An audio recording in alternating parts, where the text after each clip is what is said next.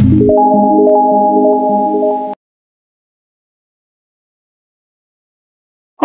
I am doctor Mohini Chiklande. Welcome to Agad Tantra lecture series. आज के lecture में हम चरकोक्त जो 24 विषय उपक्रम है उनके बारे में पढ़ने वाले हैं। लास्ट लेक्चर में हमने देखा था कि डायग्नोसिस ऑफ पॉइजनिंग क्या होता है, मतलब विष का निदान कैसे करना है। बेसिकली दो प्रकार से होता है, diagnosis of poisoning in living and in dead. फिर लिविंग में हमने फिर से दो टाइप देखे थे कि एक्यूट पॉइजनिंग और क्रोनिक पॉइजनिंग।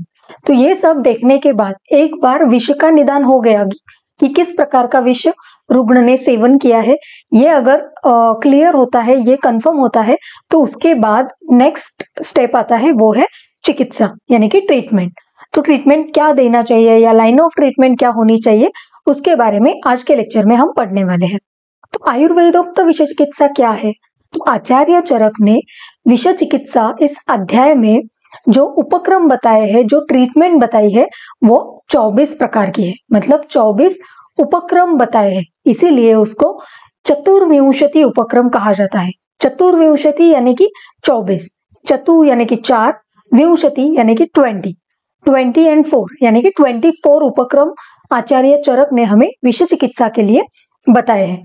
तो ये जो टॉपिक है, ये LAQ के लिए most of the time exam में पूछा जाता है कि एक्सप्लेन चरकोक्त चतुर्विंशति उपक्रम। साथ ही में ये टॉपिक MCQ के लिए भी इम्पोर्टेंट है, PG एंट्रेंस के लिए भी ये इम्पोर्टेंट होता है, क्योंकि ऐसा MCQ पूछा जा सकता है, निम्न में से कौन सा चरकोक्त चतुर्विंशति उपक्रम नहीं है। तो आपको पता होना चाहिए कि 24 कौन से है और उसके अलावा जो भी ऑप्शन है वो हमारा करेक्ट ऑप्शन रहेगा। तो ये MCQ इस पे बनते हैं और LAQ के लिए तो ये मोस्ट ऑफ द टाइम पूछा जाने वाला प्रश्न है। तो इम्पोर्टेंट है, हमें ध्यान में रखने के लिए कुछ ऐसे ट्रिक्स के साथ हम ध्यान में रखने वाले हैं। तो शुरू करते हैं आज का लेक्चर।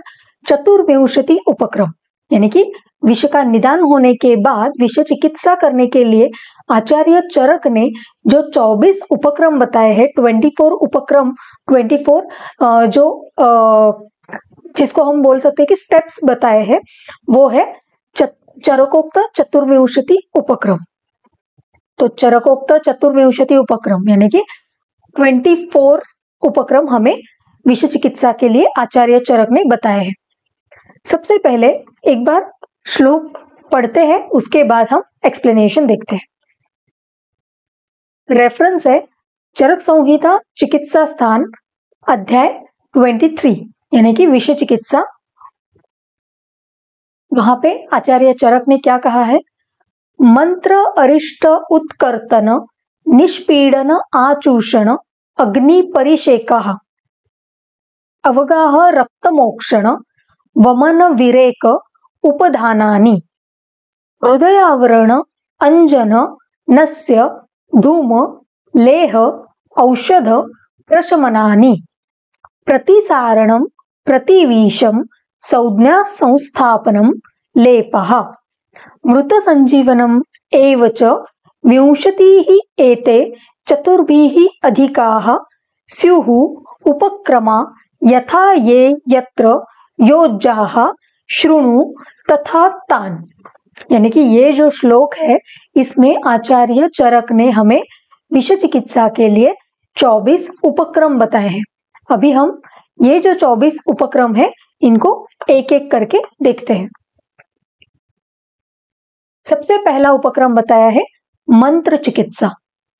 मंत्र चिकित्सा यानी कि कुछ पर्टिकुलर मंत्र पढ़ने से विष का प्रभाव नष्ट होता है। तो वो कौन से मंत्र है, क्या है, इसके बारे में यहाँ पे डिटेल नहीं दिया है, सिर्फ इतना दिया है कि मंत्र चिकित्सा यानी कि कुछ मंत्र पठन करने से, मंत्रों का उच्चारण करने से विष का प्रभाव नष्ट होता है। फिर दूसरा उपक्रम है अरिष्ट बंधन यानी कि क्या, जिसको हम अभी के लैंग्वेज में अगर कहा जाए तो जो टॉर्निकेट होता है, जब भी ब्लड सैंपल लेना होता है तो टॉर्निकेट जो लगाया जाता है उसी को हम अरिष्ट बंधन के साथ पैरेलल कर सकते हैं या देखा जा सकता है। तो अरिष्ट बंधन यानी कि जो दंश स्थान है, जहां पर बाइट हुआ है, उससे 4 अंगुले ऊपर और नीचे ऐसा हमें वस्त्र से बंधन करना है, मतलब एक प्रेशर अप्लाई करना है ताकि जो विष है वो दंश स्थान से दूसरी जगह पर उसका ट्रैवल ना हो, वो दूसरी जगह पर ना फैले। इसीलिए दंश स्थान से 4 अंगुल हमें ये अरिष्ट बंधन करना है, यानी कि वस्त्र से हमें वहां पे एक बंध बांधना है, एक प्रेशर देना है। तीसरा उपक्रम है उत्कर्तन। नाम में ही है उत्कर्तन, यानी कि दंश स्थान जो है वहां पर मांस का छेदन करना है, मतलब वहां पे स्क्रैपिंग करना है और रक्तस्राव होने देना है ताकि रक्त में से जो भी विष शरीर में गया है वहां से वो रक्त के थ्रू बाहर निकल जाए। इसीलिए उत्कर्तन यानी कि जहां पे दंश हुआ है, जहां पे बाइट हुआ है या जहां पर विष का लोकली कांटेक्ट आया है वहां पे हमें मांस धातु का या मांस का छेदन करना है, वहां पे स्क्रैपिंग करना है ताकि रक्तस्राव हो और रक्तस्राव के थ्रू ये विष शरीर से बाहर निकल जाए। तो अभी तक हमने 3 उपक्रम देखे। पहला था मंत्र चिकित्सा, मंत्रों का उच्चारण करना है। दूसरा है अरिष्ट बंधन, जो दंश स्थान से 4 अंगुल हमें बांधना है। तीसरा है उत्कर्तन, यानी कि दंश स्थान पर हमें मांस छेदन करना है और रक्तस्राव कराना है। फिर चौथा उपक्रम है निष्पीड़न, यानी कि दंश स्थान पर पीड़न करना है, प्रेशर देना है ताकि रक्तस्राव हो और रक्त के साथ शरीर में जो भी विष है वो निकल जाए।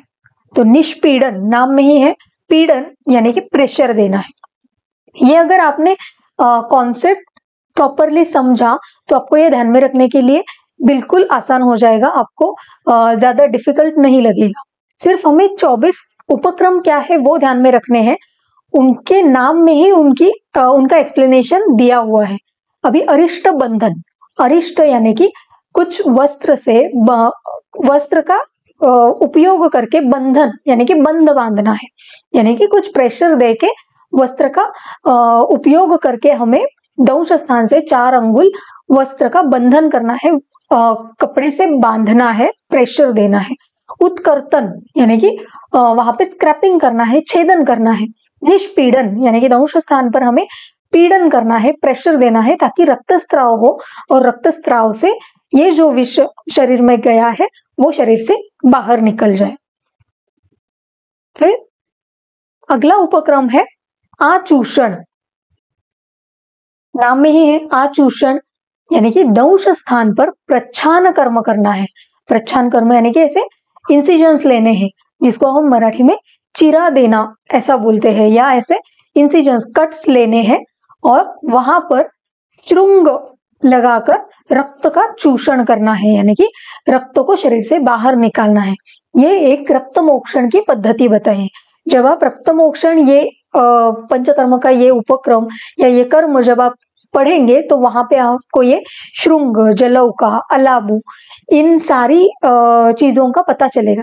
यहाँ पे हमें इतना ध्यान में रखना है कि आचूषण यानी कि दंश स्थान पर ऐसे कट्स लगाकर, इंसिजन्स लेकर वहां पे श्रृंग लगाना है, यानी कि जो हॉर्न होता है, श्रृंग यानी कि जो प्राणियों का हॉर्न होता है वो लगाकर एक वैक्यूम क्रिएट होता है और उस वैक्यूम से जो रक्त होता है शरीर में वहां एक तो प्रच्छान कर्म करने की वजह से और ऊपर से श्रृंग लगाकर ये वैक्यूम क्रिएट होता है और वैक्यूम क्रिएट होने के कारण जो शरीरस्थ रक्त है वो उसका हम आचूषण कर सकते हैं, यानी कि उस रक्त को हम शरीर से बाहर निकाल सकते हैं फोर्सफुली या एक प्रेशर देकर।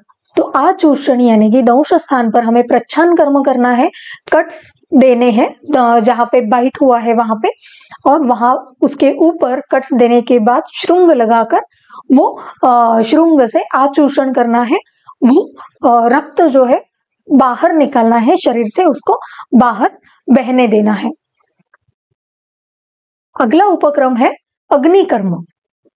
नाम में ही है दहन कर्म करना है। तो शलाका जो होती है, पंचधातु की शलाका या लोह शलाका, इससे हमें दंश स्थान पर दहन कर्म करना है, यानी कि अग्नि कर्म करना है। अगला उपक्रम है परिषेक, दंश स्थान पर हमें विषग्न जो भी द्रव्य है उनसे सिद्ध किया हुआ क्वाथ का परिषेक करना है, यानी कि कंटिन्यूअस जो ये विषग्न द्रव्य से बना हुआ क्वाथ है वो दंश स्थान पर हमें पौर करना है, कंटिन्यूअसली हमें उसको पौर करते रहना है, उसको हम परिषेक कहते हैं। फिर अगला उपक्रम है अवगाह। ये सारी चीजें आपने अभी तक शायद चरक संहिता जब आप पढ़ रहे थे, संहिता अध्ययन इस टॉपिक के अंडर, इस सब्जेक्ट के अंडर, तो आपको शायद ये सब पता होगा। अवगाह यानी कि पूरा जो शरीर होता है एक क्वाथ में या विषग्न द्रव्य से बना हुआ जो क्वाथ होता है उसमें अवगाह करना है, यानी कि पूरे शरीर को डुबो देना है। यानी कि एक इमेजिन कीजिए कि एक ऐसा बाथटब है और इसमें पूरा विषग्न द्रव्य से सिद्ध क्वाथ बनाना है, काढ़ा बनाना है, और वो काढ़ा इस टब में हमें भरना है और इसमें हमें रुग्ण को लेटाना है, यानी कि उसकी पूरी बॉडी जो है वो इस विषग्न द्रव्य के क्वाथ में हमें रखनी है, उसको हम अवगाह कहते हैं। परिषेक क्या था? सिर्फ उसके शरीर पर जो विषग्न द्रव्य है उससे हमें कंटिन्यूअसली पौर करते रहना है, उसको हम परिषेक बोलते हैं। बट अवगाह क्या है? एक बाथ टब में विषग्न द्रव्य का जो क्वाथ बनाया है उस क्वाथ में पूरे शरीर को डुबो के रखना है, पूरे शरीर को उसमें डाल के रखना है, उसको हम अवगाह बोलते हैं। ये एक विषय का उपक्रम बताया है, विषय की चिकित्सा बताई है। फिर अगला उपक्रम है रक्त मोक्षण, जिसे मैंने बताया आचूषण के दरमियान कि प्रच्छान कर्म करना है, कट्स लेने हैं, उसके बाद श्रृंग, जलौका, सिरावेद, इसके द्वारा हमें रक्त मोक्षण करना है, यानी कि जो दंश स्थान पर कट्स लेकर वहां पे जो भी दूषित रक्त है उसको शरीर से बाहर निकालना है, उसको शरीर से बाहर बहने देना है, उसको हम रक्त मोक्षण कहते हैं। फिर अगला कर्म बताया है, अगला उपक्रम है वमन। पंचकर्मों में से जो एक कर्म है वो है वमन।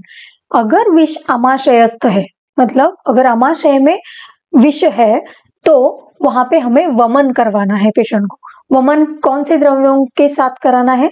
तो यष्टि मधु, मदन फल और वचा, इन द्रव्यों का क्वाथ बनाकर और रुग्णों को पिलाना है और वमन कराना है। अगर विष आमाशयस्थ है तो, ये इंपॉर्टेंट पॉइंट है, विष आमाशय में है तो वमन कराना है।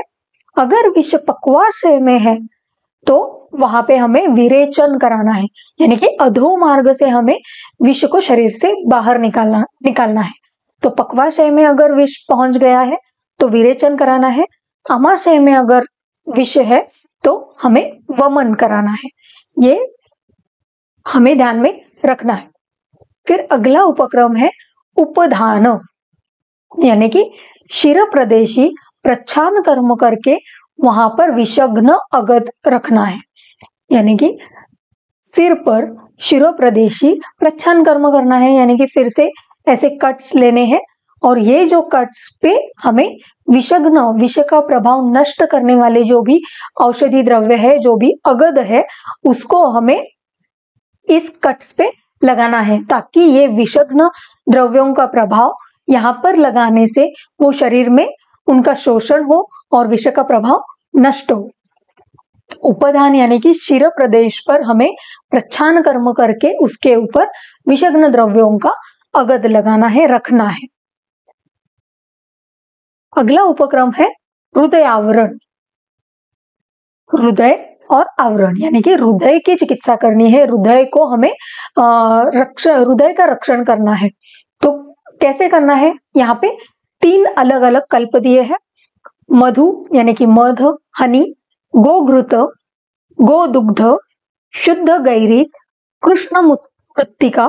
कृष्ण मृत्तिका यानी कि काली मिट्टी जो होती है वो, गोमय रस यानी कि काऊ डंग जो होता है उसको पानी में मिलाकर जो तैयार होता है उसको हम गोमय रस कहते हैं, यानी कि जो गाय की विष्ठा होती है, जो काउ डंग होता है, उसको हमें पानी में मिलाकर ये रस तैयार करना है और इन सारी चीजों को एक साथ मिला के रुग्णों को हमें पिलाना है, सेवन कराना है। क्या क्या है? मधु, गोघृत, गोदुग्ध, शुद्ध गैरिक, कृष्ण मृत्तिका और गोमय रस। फिर उसके बाद दूसरा कल्प आता है, वो है गंधहस्ती अगध सेवन।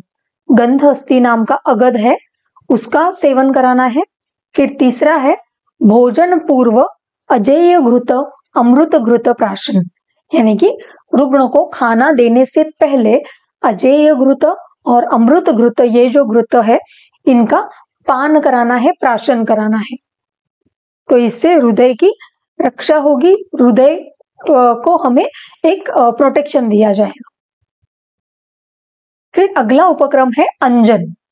आंखों में जो हम औषधि द्रव्यों से युक्त जो एक काजल लगाते हैं या सुरमा लगाते हैं, उसको हम अंजन बोलते हैं। तो अंजन में सर्वार्थ सिद्धांजन, ये सुवर्ण शलाका से प्रातः और सायंकाल ऐसे दिन में 2 बार लगाना है। सर्वार्थ सिद्धांजन नाम का जो अंजन है, जो अष्टांग संग्रह संहिता अन्न रक्षा विधि अध्याय में दिया हुआ है, सर्वार्थ सिद्धांजन, ये अंजन हमें सुवर्ण युक्त शलाका से, मतलब जो शलाका हमने अग्निकर्म के लिए हमने देखा था कि शलाका से अग्निकर्म करना है, तो अंजन कराने के लिए भी जो शलाका होती है वो यहाँ पर हमें सुवर्ण युक्त सोने से बनी हुई शलाका से हमें ये सर्वार्थ सिद्धांजन आंखों में प्रातः यानी कि सुबह और सायंकाल यानी कि शाम के समय ऐसे दिन में 2 बार ये अंजन लगाना है। दूसरा एक है, वो है शिरीष पत्र स्वरस अंजन। शिरीष ये जो द्रव्य है, इसका प्रभाव है विषग्न, ये विष का प्रभाव नष्ट करता है। तो ये शिरीष जो द्रव्य है, इसके पत्ते लेकर, इसके जो लीव्स होते हैं, उससे स्वरस निकालकर उससे अंजन कराना है। यानी कि अंजन के लिए 2 कल्पनाएं बताई है, सर्वार्थ सिद्धांजन और शिरीष पत्र स्वरस का अंजन। फिर अगला उपक्रम है नस्य। जो नासा मार्ग से औषधि द्रव्य शरीर में भेजा जाता है, या नासा मार्ग से शरीर में जो औषधि द्रव्य इंजेक्ट किया जाता है, उसको हम नस्य कहते हैं। तो नस्य में दुर्वादि घृत नस्य हमें 3 ड्रॉप्स 3 टाइम्स अ डे, मतलब दिन में 3 बार 3-3 ड्रॉप्स हमें ये नाक में डालना है। कौन सा घृत? दुर्वादि घृत, इसका हमें नस्य कराना है। फिर दूसरा कल्प है अतिविषा, अपराजिता, काकमाची, मोगरा, इनका कल्क बनाना है। और ये जो कल्क है, ये कल्क हमें घृत में मिलाकर, इससे जो सिद्ध घृत होता है उससे हमें नस्य कराना है। यानी कि अतिविषा, अपराजिता, काकमाची, मोगरा, ये सारी द्रव्यों का कल्क बनाकर उसमें घृत डालकर सिद्ध घृत बना के हमें नस्य कराना है। फिर तीसरा है शिरीष पत्र स्वरस नस्य। ये कॉमन है, अंजन के लिए भी शिरीष पत्र स्वरस अंजन था और नस्य के लिए भी शिरीष पत्र स्वरस अंजन है। ऐसे जो पॉइंट्स होते हैं, ये कभी कभी पीजी एंट्रेंस में पूछा जाता है कि शिरीष पत्र स्वरस से कौन सा उपक्रम किया जाता है, तो हमें पता होना चाहिए कि अंजन और नस्य ये दोनों भी उपक्रम किए जाते हैं। तो नस्य में दुर्वादि घृत का नस्य कराना है, दिन में 3 बार 3-3 ड्रॉप्स। उसके बाद अतिविषा, अपराजिता, काकमाची और मोगरा, इनका कल्क बनाकर इनके कल्क से सिद्ध घृत बनाना है और उससे नस्य कराना है। फिर तीसरा है शिरीष पत्र स्वरस से नस्य कराना है। फिर अगला उपक्रम है धूम, यानी कि धूपन करना।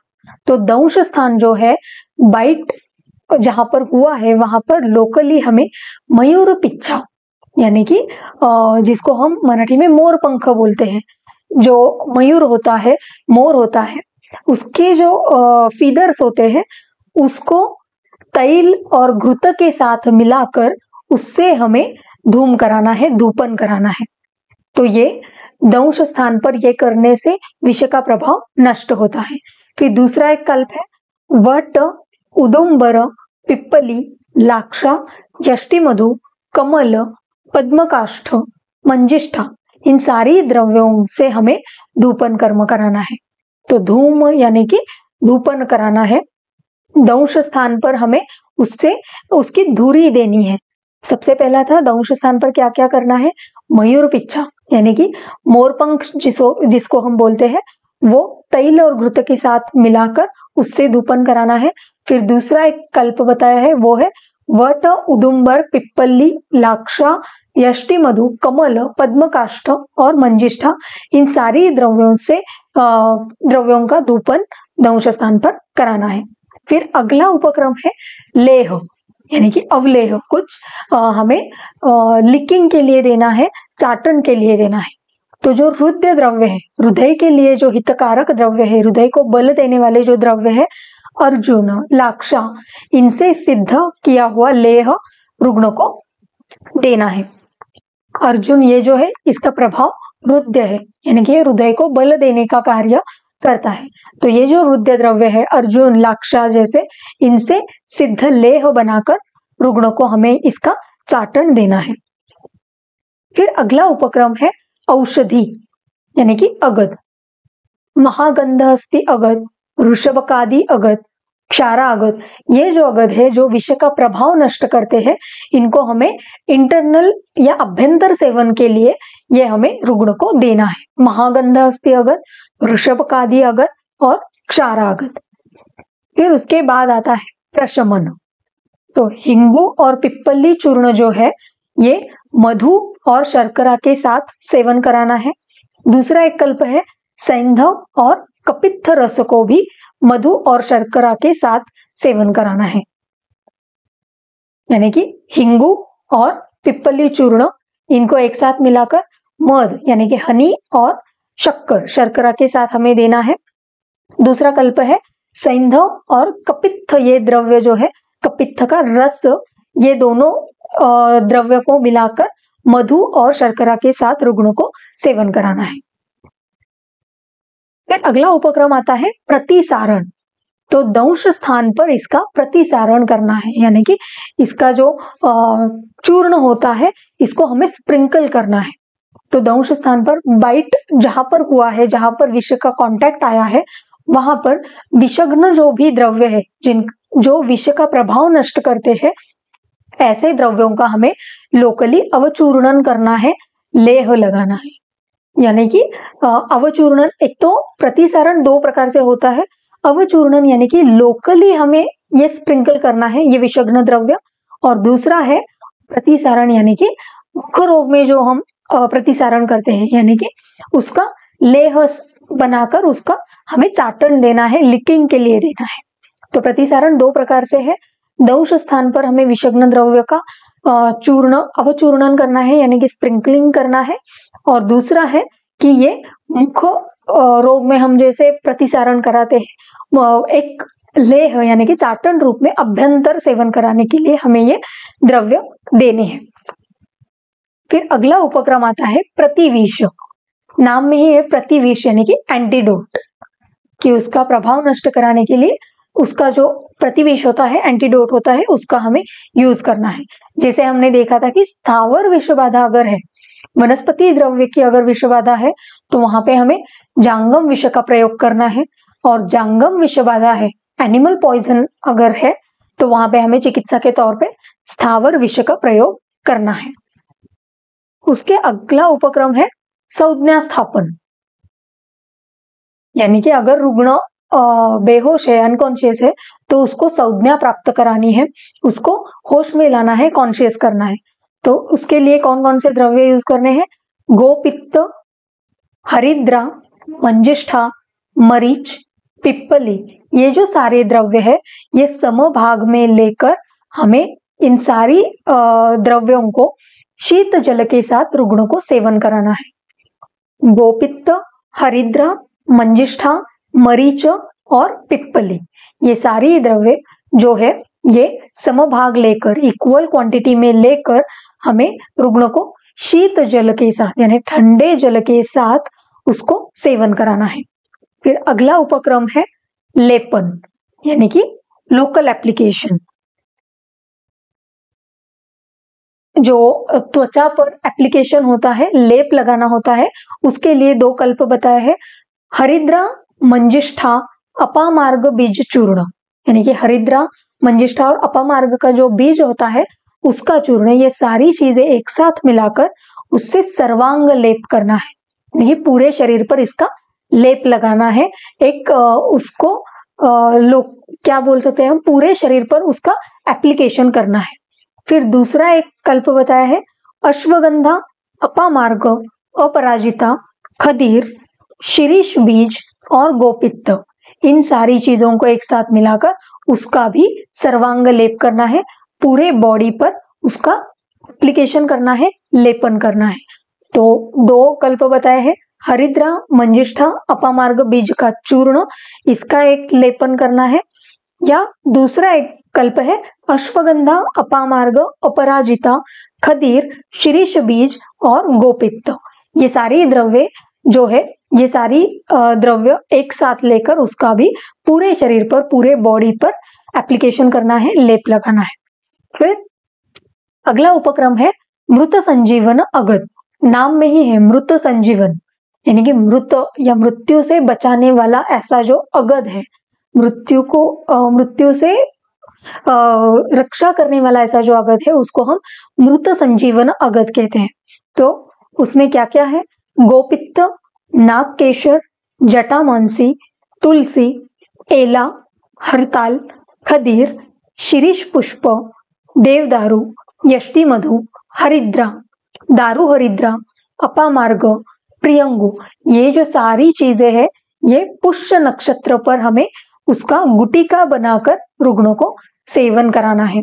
तो मृत संजीवन अगद में जो जो द्रव्य है, ये सारी द्रव्य एक साथ मिलाकर हमें पुष्य नक्षत्र पर गुटिका बना के, यानी कि एक टैबलेट बना के हमें रुग्णों को सेवन कराना है। तो ये इसको हम मृत संजीवन अगद कहते हैं। तो इस प्रकार से आज के लेक्चर में हमने जाना कि अगर विष का निदान होता है, डायग्नोसिस होता है, तो उसके बाद चिकित्सा के लिए क्या क्या करना है। तो आचार्य चरक ने चरक चिकित्सा अध्याय 23 जो विषय चिकित्सा है वहां पे 24 उपक्रम बताए हैं, जिसको हम चरकोक्त चतुर्विंशति उपक्रम कहते हैं। तो हर एक उपक्रम के बारे में हमने आज के लेक्चर में जाना।